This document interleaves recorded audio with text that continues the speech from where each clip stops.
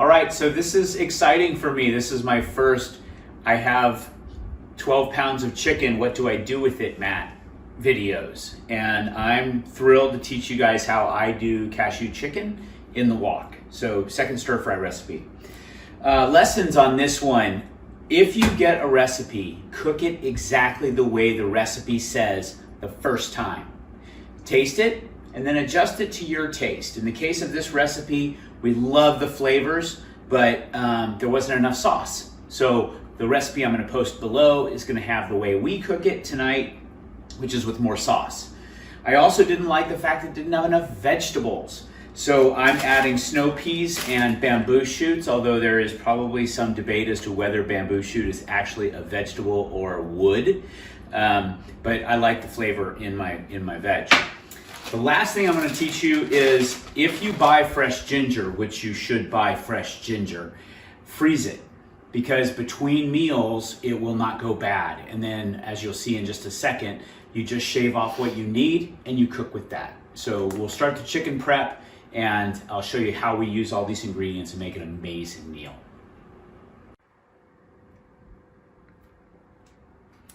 So I've got my frozen ginger, and this recipe calls for a tablespoon of ginger. So what I'm gonna do is I'm just gonna peel back the skin on the frozen ginger, and it works really well. It just comes right off. You just kind of work your way around the arms like that, okay? And now what I'm gonna do is I'm gonna microplane it. Now this is thawed just a little bit. You don't have to do that, but I'm just gonna microplane it. And I'm just gonna kind of estimate about a tablespoon of ginger. And that's about the size of my thumb, maybe just a little bit smaller. But in my world, there's no such thing as too much ginger. So I'm gonna do about that much. Just scrape it off the plane.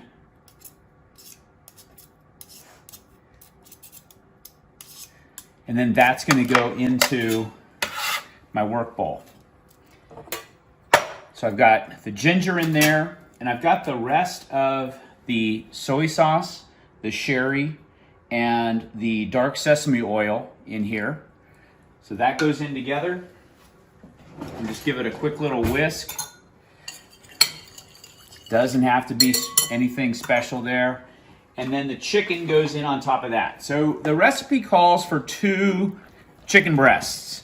You decide what kind of meat you like. I happen to like dark meat as well.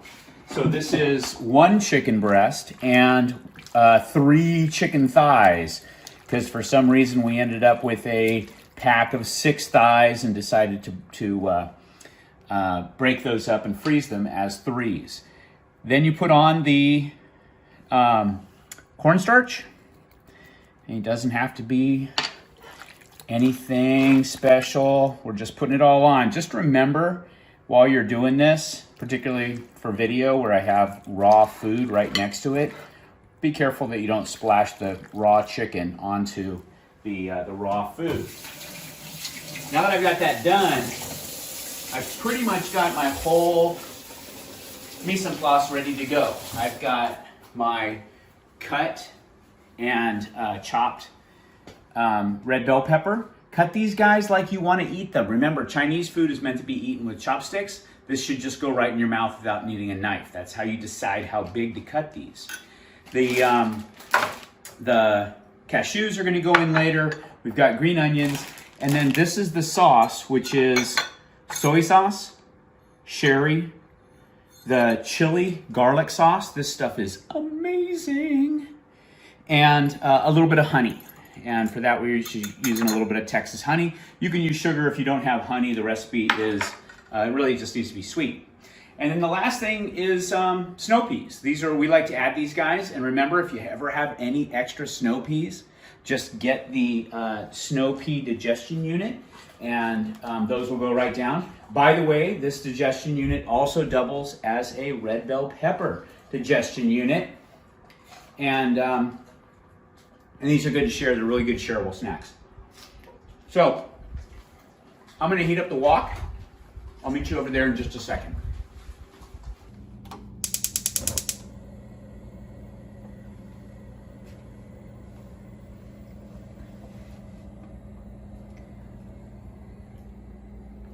always cooking on high. So I'm gonna get the wok screaming hot like usual because we're gonna add all of this cold chicken to the wok.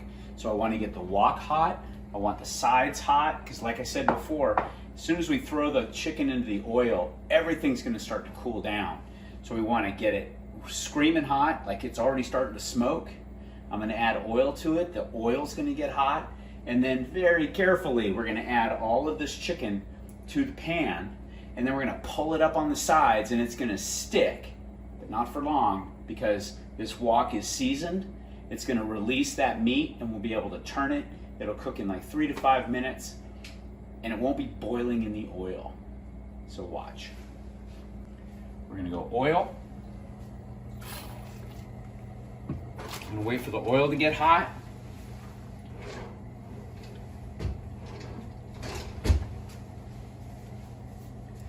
I'm gonna stir it around a little bit in the pan. Just be really careful with this, because obviously this could go bad. Notice that Ruby is way the heck over there, because when I'm cooking with oil, she is not allowed in this kitchen. Now that I've got that going, I'm gonna carefully add the chicken to the pan, being careful not to splash that hot oil on myself.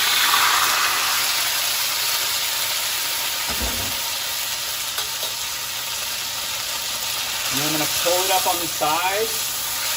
And yeah, it's gonna stick a little, but we want it to, because that's gonna give us that beautiful, beautiful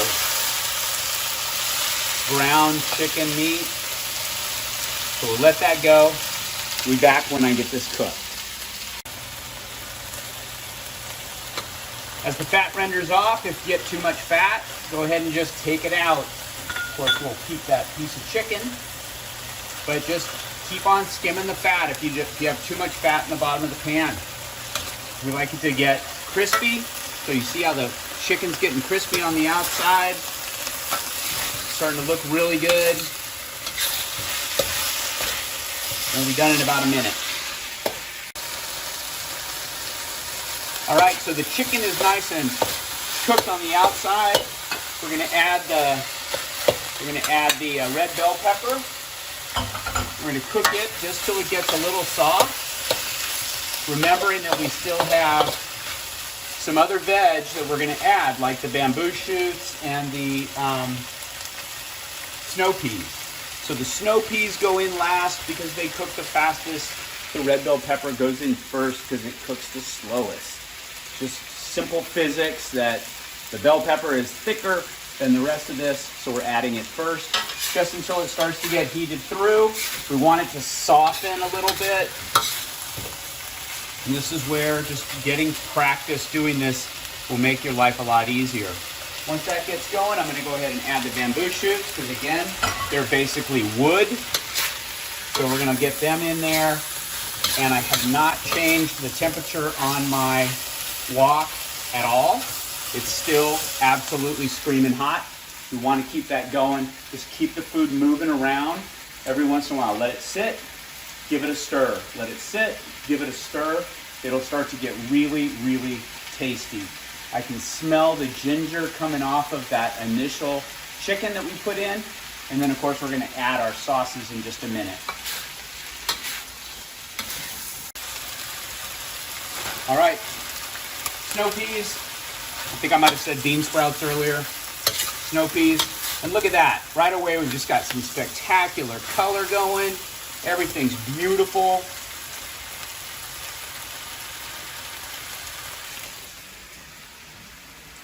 She's feeling so good, staying over there.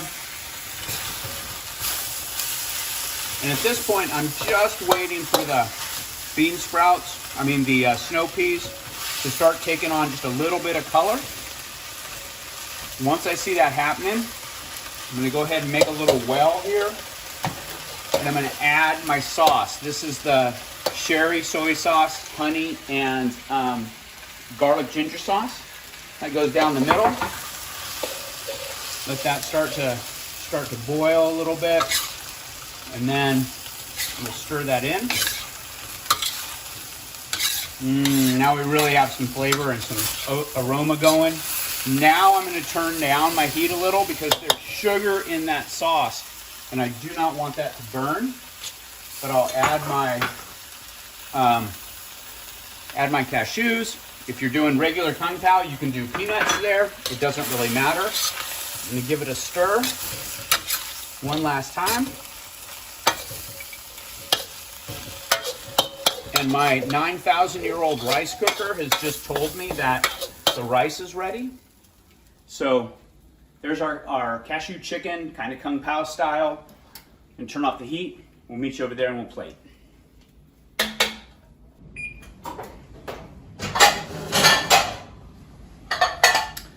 Alrighty. This is our 9,000-year-old rice cooker, but it still makes the best damn steamed rice ever. If you have an Instapot, I'm sure that probably makes great steamed rice too. That's wonderful. I'm going to do about that much.